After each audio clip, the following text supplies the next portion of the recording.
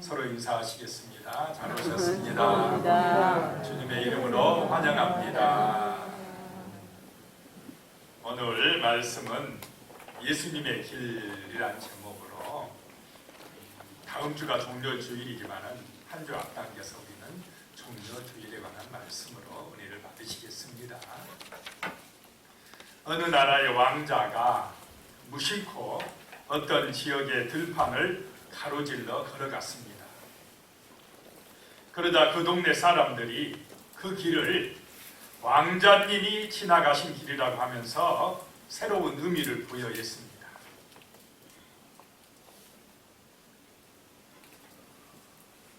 천마리의 소가 지나다녀도 별 의미가 없었는데 이제 그 길은 왕자님이 걸어가신 길이 된 것입니다. 하늘의 아들이신 예수님이 이 땅에 오셔서 생명의 길을 여셨습니다. 우리가 따라 걸어가야 할 그 길이 바로 예수님이 가신 길, 하늘의 왕자가 가신 길, 우리가 따라가야 될 길인 줄로 믿으시기 바랍니다. 어떤 왕자 아니면 어떤 유명한 연예인이 한번 왔다 가도 그 자리는 아주 인기가 있어집니다. 식당 같은 데 가도 누구 인기 가수라든지 탤런트가 왔다 그러면은 사람들이 또 가고 싶어 하고, 구룡포 같은 데도 동백꽃 그런 연서곡이 나왔어요. 그럼 거기가 또 유명해져요. 이런데 예수님이 가신 길, 예수님이 머무신 자리, 정말 이것은 영원토록 우리가 소망해야 되고 또 우리가 따라가야 될 그 길인 줄로 믿습니다. 오늘 우리가 예수님이 예루살렘에 입성하시는 길을 봅니다. 예루살렘에 왜 가시는가라고 하는 것입니다. 그 예루살렘의 입성을 통하여서 우리에게 주는 교훈으로 은혜를 받으시기 바랍니다. 첫 번째 생각할 것이요, 이 예수님의 길은 순종의 길이셨다라고 하는 것입니다. 예수님의 길은 하나님 아버지의 뜻에 순종하는 길이셨습니다. 예수님은 자기의 생각이나 어떤 자기의 욕심이나 그런 이익을 위하여 사시지 않으셨습니다. 오직 한 길, 하나님 아버지의 뜻을 이 땅에 이루시기 위한 순종의 삶을 사셨다라고 하는 것입니다. 그럼 우리도 이 예수님의 순종을 본받는 성도님들 되시기를 축복합니다. 아버지의 말씀에 순종하는 성도로 살기로 결단하는 오늘 이 시간 되시기를 소망합니다. 오늘 마태복음 21장 1절입니다. 그들이 예루살렘에 가까이 가서 감람산 벳바게에 이르렀을 때에 예수께서 두 제자를 보내시며 그랬습니다. 예루살렘을 가까이 왔습니다. 여리고에서 소경을 고쳐주고 그 산길을, 이 여리고에서 예루살렘으로 가는 길은 굉장히 험한 길입니다. 그 산길을 걸어서 이제 벳바게까지 오셨는데요. 거기서는 예루살렘 시내가 한눈에 내려다봤습니다. 요즘에도 성지순례 가면 감람산에 딱 올라서면 예루살렘 시내가 쫙 펼쳐집니다. 그곳에서 예수님께서요, 두 제자를 보내셨습니다. 마태복음 오늘 21장 2절에 보면요, 이르시되 너희는 맞은편 마을로 가라. 그리하면 곧 매인 나귀와 나귀 새끼가 함께 있는 것을 보리니 풀어 내게로 끌고 오라. 이렇게 말씀을 하셨습니다. 주님께서 두 제자에게 저 맞은편 마을로 가서 나귀하고 나귀 새끼가 있는 것을 보거든 풀어서 끌고 오너라 그랬다는 것입니다. 누집 낙인지를 모릅니다. 또 거기에 있는지 없는지도 모릅니다. 내가 모르니까 예수님이 가라 하면 안 가면 되겠습니까? 아니, 빌릴 돈도 안 주면서 그냥 끌고 오라 하면 가서 순종할 수 있겠습니까? 우리가 자칫하면요, 이렇게 내 생각대로 한다면 남의 것을 가서 그냥 무조건 끌어오면 되겠습니까? 안 되겠습니까? 자칫하면 뭘로 몰립니까? 도둑으로 몰려가지고 요즘으로 말하면 잘못하면 파출소 끌려갈 수가 있는 그런 상황입니다. 이해가 안 되는 일을 시키신 것입니다. 그대로 하기가 쉽지 않았을 것입니다. 그런데 예수님의 말씀을 이 두 제자는 그대로 또 따라가야 된다는 것입니다. 자, 예수님의 말씀, 하나님의 말씀은 우리 인간의 입장에서 판단하면 안 된다는 것입니다. 군대 가서 장교가 부하에게 이거 해라 하면은 해야 되는지 말아야 되는지 그 부하가 판단하면 되겠습니까? 안 되겠습니까? 때로는 이해가 안 된 일을 시킬 때도 있어요. 상관이 내 마음에 안 든 일을 시킬 때도 있습니다. 그래도 해야 됩니까? 안 해야 됩니까? 해야 됩니다. 그렇다고 하면 예수님이 말씀하시면, 성경에 하나님이 우리에게 말씀하시면 우리가 생각해 보고요 하고 할 수가 있겠습니까?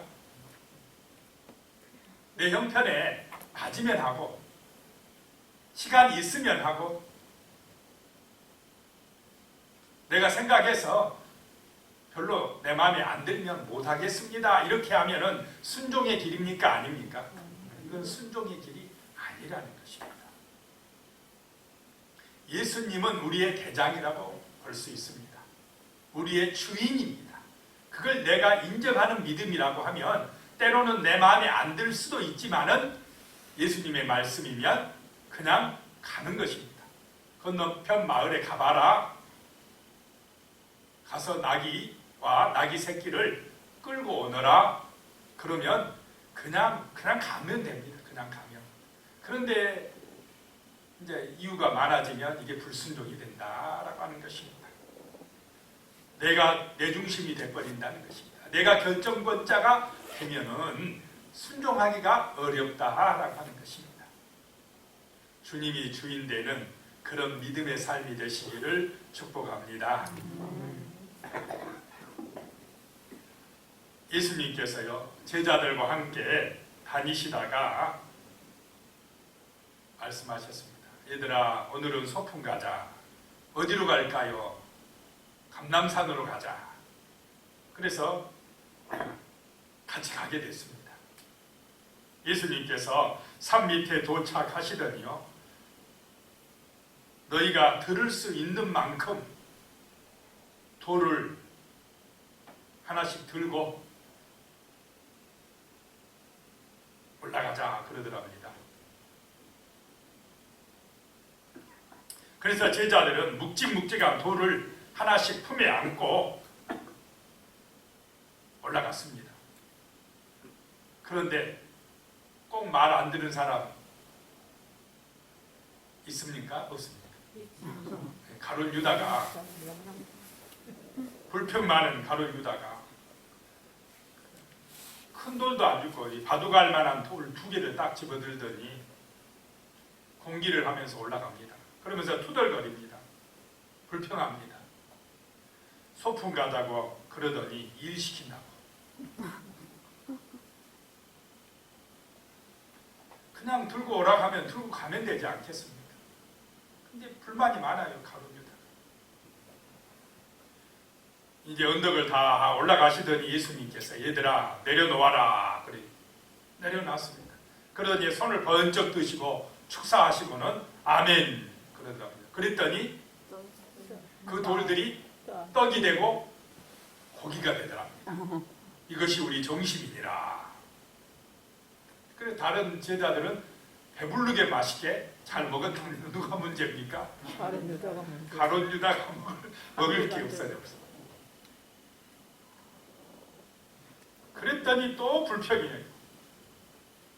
이런 믿음이 자기중심적인 믿음이라는 것입니다. 예수님이 말씀하시면 때로는 내 입장에서 볼 때 좀 마음에 안 들어도 그래도 우리 예수님 말씀하시면 다 이유가 있으시겠지.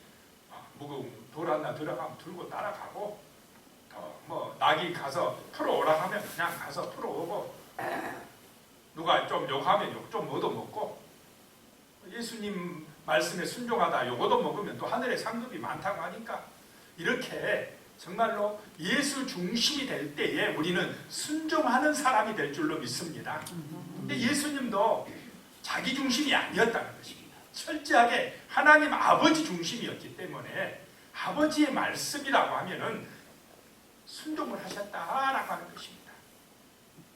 마태복음 21장 3절에 보면 만일 누가 무슨 말을 하거든 주가 쓰시겠다 하라 그리하면 즉시 보내리라 하시니 제자들이 건너편 마을에 가서 나귀를 끌고 오려고 하는데 그 주인이 왜 끌고 가느냐?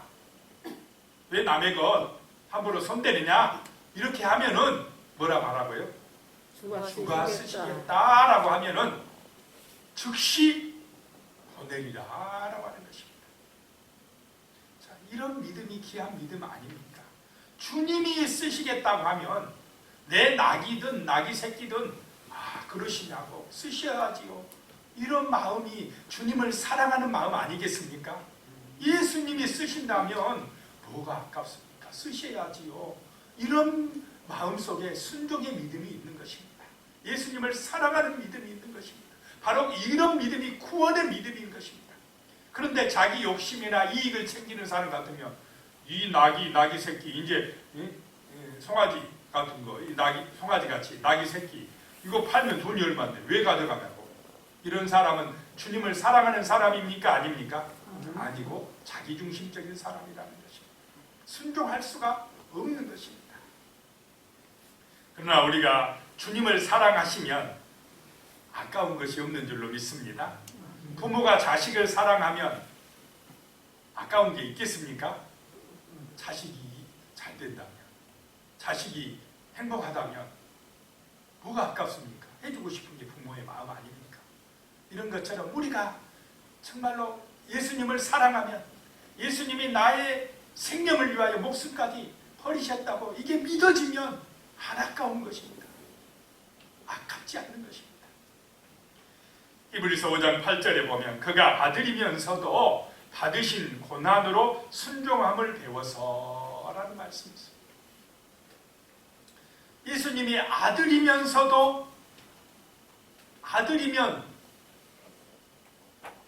어떻게 보면 아버지의 사랑을 축복을 더 많이 받아야 되는데 아들인데 고난을 받으라는 것입니다. 아들인데 죄인들을 대신해서 십자가에서 뭐 하라요? 죽으라는 것이 하나님 아버지의 뜻이라는 것입니다. 그러면 아들 입장에서는 이게 이해가 될 일입니까? 아버지가 나를 사랑하신다면 어떻게 십자가에서 죽으라고 하십니까? 그래서 겟세마네 동산에서 예수님이 마지막 기도하실 때에 땀방울이 핏방울 되게 기도하실 때 뭐라고 합니까? 이 잔이 그냥 지나갈 수만 있으면 좀 지나가게 해 주시옵소서. 그런데 내 뜻대로 마옵시고 아버지 뜻대로 하시옵소서. 얼마나 그 십자가의 죽음이 고통스럽고 힘들었으면 땀방울이 핏방울대로 기도하셨겠습니까? 이 잔을 내가 짊어지지 않을 수만 있다면은 그러면 그렇게 해 주시옵소서. 그런데 내가 꼭 짊어져야 된다면, 내가 꼭 죽어야 된다면 아버지 뜻대로 하시옵소서. 죽기까지 순종하셨습니다. 이것이 뭐냐? 아버지를 사랑하기 때문에 그런 줄로 믿으시기 바랍니다. 아브라함이 이삭을 데리고 어디로 무슨 산으로 갑니까? 모리아 산으로 3일 길을 갑니다. 예수님도 3일 동안 어디요? 무덤에 묻혀 있으셨습니다. 이삭이 알았습니까? 몰랐습니까? 나중에 자기가 희생 제물인 거 나중에 알게 됩니다. 아버지 나무도 있고 다 있는데 왜 제물은 없습니까? 하나님이 준비할 것이다. 자, 젊은 청년이 20살 정도 된 청년이 아버지가 자기를 잡아서 제물로 바치려고 하니까 어떻게 합니까? 아버지를 그냥 만약에 아버지의 뜻에 순종 안 하면 힘으로 그냥 아버지 밀어버리고 도망가 버리면 돼요. 그런데 알면서도 그냥 가만히 있습니다. 아버지가 묶으면 그냥 묶은 상태에서 아버지가 자기를 잡아 죽이려고 하는데도 가만히 있었어요. 이게 바로 순종함인 줄로 믿습니다. 그런데 하나님께서 여호와 일에 다른 순양을 준비하고 살리셨습니다.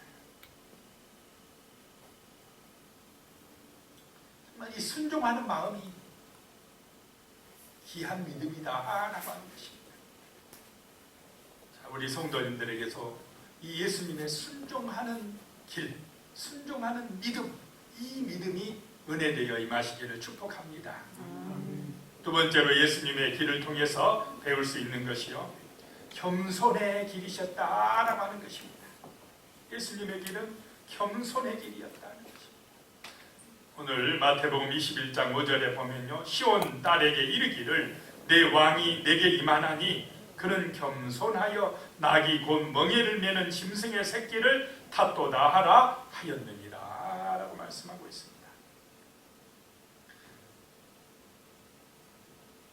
시온의 딸은 이스라엘 백성들입니다. 내 왕이 내게 임하는데 그는 겸손하여서 낙이 곧 멍에 매는 짐승의 새끼를 탓도다 라고 하셨습니다. 이 말씀은 그들로 하여금 예수님께서 스가랴 9장 9절에서 예언된 메시아임을 확신하게 하기 위함입니다. 예루살렘에 임하는 왕이 겸손하여 낙이 새끼를 탔다라고 하는 것입니다.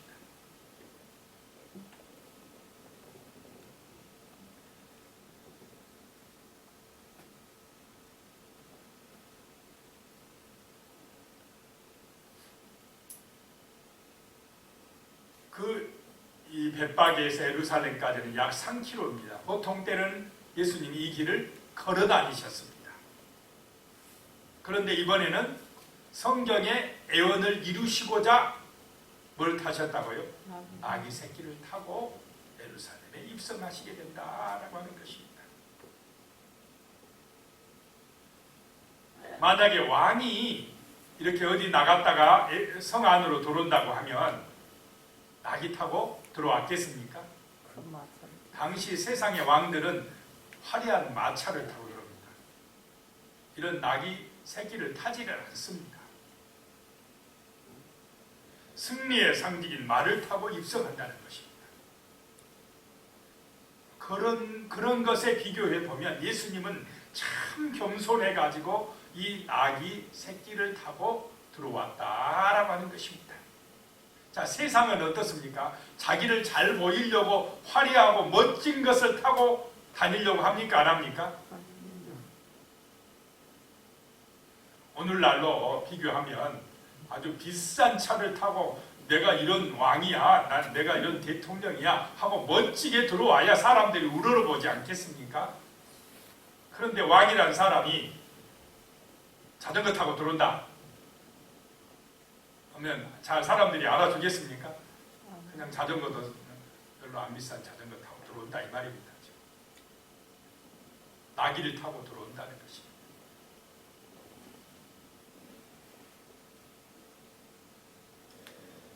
나귀를 타신 메시아는 겸손과 섬김의 왕이며 이는 예수님이 참 메시아임을 증거하는 것이다 라고 하는 것입니다. 그러기 때문에 예수님이 위대하신 줄로 믿으시기 바랍니다. 만왕의 왕이고 대통령이나 세상의 왕들보다 더 높으신 분이, 하나님이신 분이 가장 낮은 자가 되어서 이 나귀 새끼를 타고 들어오신다. 훌륭합니까? 안 합니까? 존경스럽습니까? 그렇지 않습니까? 참 존경스럽다는 것입니다.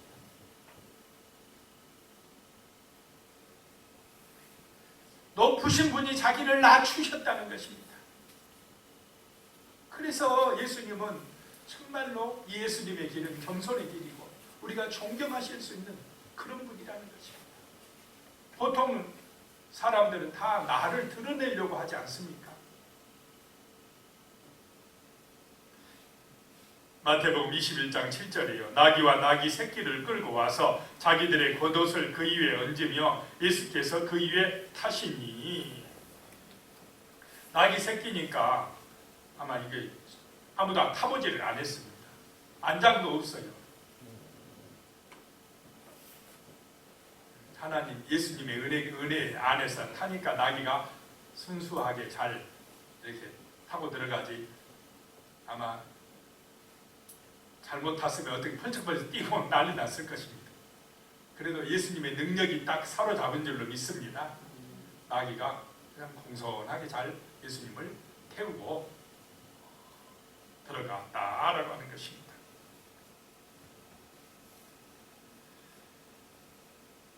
그런데 당시 그 예루살렘에 모였던 사람들은 예수님이 어떤 사람이 되길 원했느냐면 아주 유능하고 능력 있는 강한 자로 오시길 원했습니다.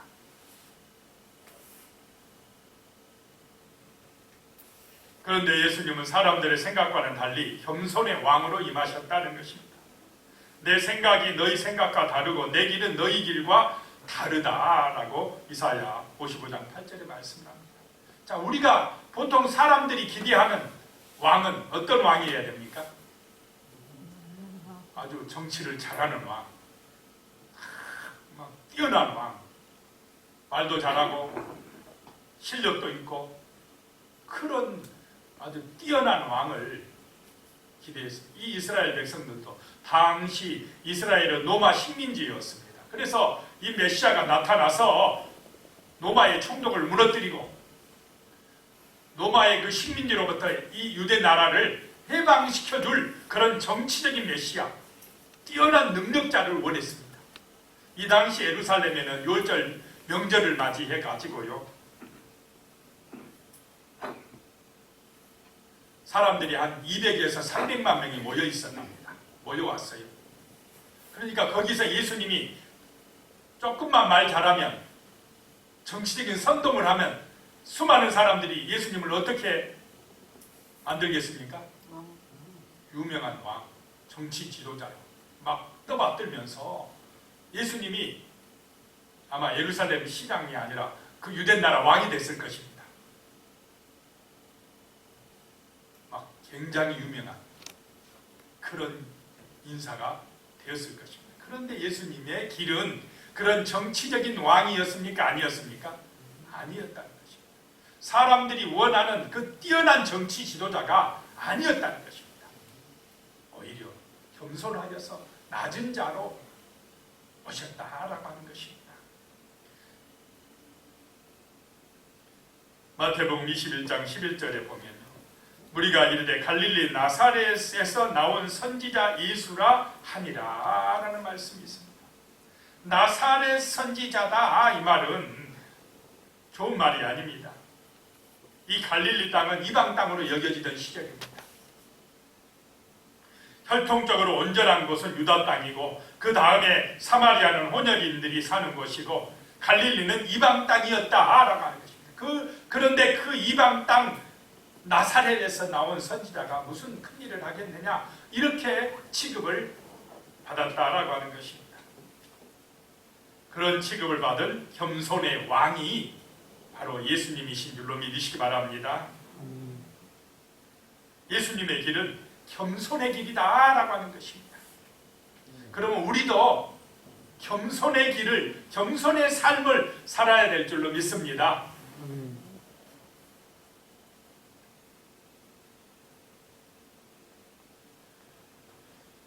예수님은 낮은 자로 이 땅에 오셨습니다. 섬기는 자로 오셨다는 것입니다. 예수님께서 팔복에서도 말씀하셨습니다. 심령이 가난한 자는 복이 있나니 천국이 그들의 것이며, 마음이 겸손한 자가 복이 있는 줄로 믿습니다. 그런 사람들이 천국 들어간다는 것입니다. 유명하고 막 자기 자랑하고 이런 게 교만의 길이라는 것입니다. 그런 길은 세상의 길이라는 것입니다. 그런 육신의 길을 좋아하면 지옥 간다는 것입니다. 그런데 우리는 겸손한 마음으로 정말 서로 섬겨주고 사랑해주고, 나보다 남을 어떻게 해주고요? 더 나게 여겨주고. 그 겸손한 마음이 바로 천국의 길이고, 그 삶이 바로 예수님의 삶이었는 줄로 믿으시기 바랍니다. 겸손히 자기를 낮췄다는 것입니다. 세 번째로 예수님의 길은요, 희생의 길이셨다라고 하는 것입니다. 마태복음 21장 9절이에요. 앞에서 가고 뒤에서 따르는 무리가 소리 높여 이르되 호산나 다윗의 자손이여 찬송하리로다. 주의 이름으로 오시는 이여 가장 높은 곳에서 호산나 하더라. 자, 예수님이 낙이 타고 입성하실 때 거기 마중 나온 사람들은 주로 어떤 사람들이었겠습니까? 궁궐에 사는 사람들이 마중 나왔겠습니까? 가난하고 서민들, 이런 사람들이 나와서요 환영을 했습니다. 아이고, 우리 저 메시아가 오셨는데 낙이 타고 오시네, 우리 수준이네. 만약에 아주 그냥 좋은 마차를 타고 들어가면 굉장히 부럽다 이런 생각을 가졌겠지만은 이런 진정으로 마음에 감동이 오지는 않았을 것입니다. 거기에 모인 사람들이, 무리들이, 이름도 없는 사람들이 앞서고 뒤서면서 소리 높여서 호산나 다윗의 자손이여 찬송하니로다 라고 외쳤습니다. 주의 이름으로, 하나님의 이름으로 오시는 이여 가장 높은 곳에서 호산나 라고 외쳤습니다. 호산나라는 뜻은 제발 구원하소서라는 의미입니다. 우리를 구원해 주소서. 다윗의 자손이란 말은 구약에서 예언되고 이스라엘 사람들이 오랫동안 기다려온 메시아가 바로 예수님이라는 사실을 강조하고 있는 것입니다. 마태복음 21장 10절입니다. 예수께서 예루살렘에 들어가시니 온 성이 소동하여 이르되 이는 누구냐 하거늘. 온 예루살렘 성이 소동하였다는 것입니다. 이 예수가 누구냐?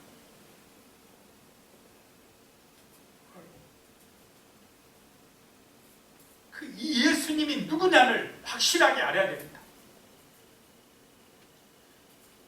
자, 예수님을 우리는 하나님의 아들 구세주로 믿어야 합니다. 어떤 사람은 예수님을 선지자다 라고 하고 제사장이라고 하고 아주 유능한 선생이라고도 하기도 하고 세계 4대 성인이다 이렇게 하기도 합니다. 예수에 대해서 여러 각도로 많이 알고 있어요. 그러나 예수가 하나님의 아들이요 나의 허물과 죄를 대속해 주시기 위하여서 희생 제물이 되셨다라고 하는 이 사실을 모르는 사람에게는 그 사람은 예수님을 제대로 아는 은혜가 임하지 않은 것입니다. 온 성이 소동하면서 예수가 누구냐 난리가 났습니다. 예수가 왕이냐? 예수가 선지자냐? 자, 예수는 하나님의 아들이요 우리의 구세주가 되신 참된 메시아라는 사실을 알아야 될 줄로 믿습니다. 예수를 만난다는 것이 예수님이 바로 나의 구세주구나. 주는 그리스도시요 살아계신 하나님의 아들이시구나 하는 이 사실이 믿어져서 우리의 삶이 거듭나는 삶이고 하나님의 자녀가 되는 축복된 은혜가 임하셨는 줄로 믿습니다. 이렇게 되어야 이제 예수를 제대로 아는 것입니다. 욥기서 19장 25절에 보면요, 내가 알기에는 나의 대속자가 살아계시니 마침내 그가 땅 위에 서실 것이라. 이 욥기에 이런 말씀이 나오고 있습니다.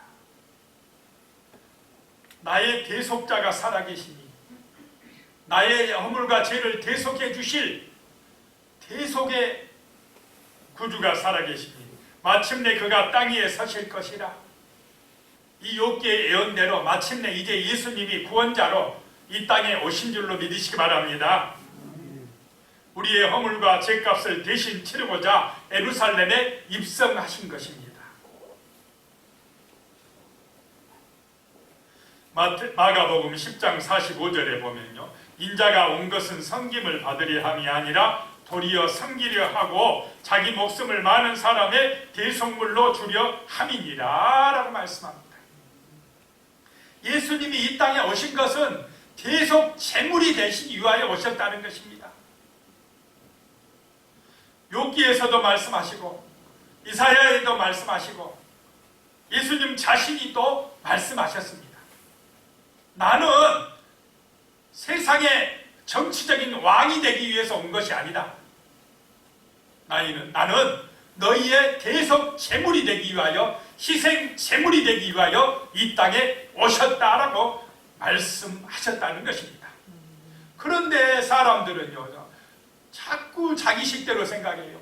우리의 유명한 왕이 되소서, 저 로마 권세에서 우리를 해방시켜줄 정치 지도자가 되소서, 그렇게 원한다는 것입니다. 그런데 예수님은 아버지의 뜻은 뭐냐? 예수님이 우리의 모든 허물과 죄를 대신 담당한 대속 제물, 희생 제물이 되시고자 이 땅에 오셨다라고 하는 것입니다.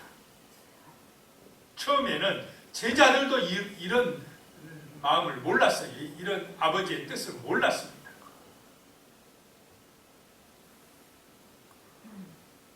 예수님의 길은 이렇게 희생의 길이었는 줄로 믿으시기 바랍니다. 사람들을 살리고자 자기를 희생하는 희생의 길이었다는 것입니다. 희생이 있어야 다른 사람들이 살아날 줄로 믿습니다. 부모의 희생이 있어야 자녀들이 복을 받습니다. 성도들의 희생이 있어야 죽어가는 저 불쌍한 영혼들이 구원받게 되는 것입니다. 근데 오늘 이 시대는 어떻습니까? 희생하려고 합니까? 안 합니까? 희생 안 하려고. 오히려 다른 사람들이 나를 위해서 희생해 주기를 원하면서도 나는 희생하려고 안 하는 것이 이 시대의 문제라는 것입니다. 희생하는 사람들이 없어지면, 섬기는 사람이 없어지면 그 세상은 망하는 것입니다. 우리는 예수님을 본받아서 예수님의 말씀대로 인자가 온 것은 섬김을 받으려 함이 아니라 도리어 섬기려 하고 자기 목숨을 많은 사람의 대속물로 주려 함이니라 라고 하는 말씀처럼 서로를 사랑하고 섬겨주고 서로를 위해서 희생해주는 이 사랑의 마음, 사랑의 가치를 가지고 살아가야 될 줄로 믿습니다. 그래야 하나님의 나라가 이 땅에 이루어질 것입니다. 그것이 예수님이 이 땅에 오신 목적인 것입니다. 어느 날이요, 죽음이 어떤 사람을 찾아왔습니다.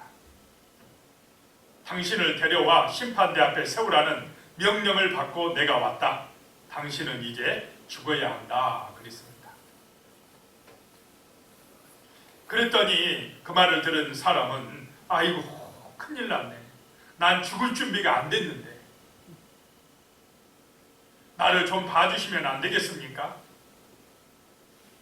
그러자 죽음이 그에게 말했습니다. 안 돼.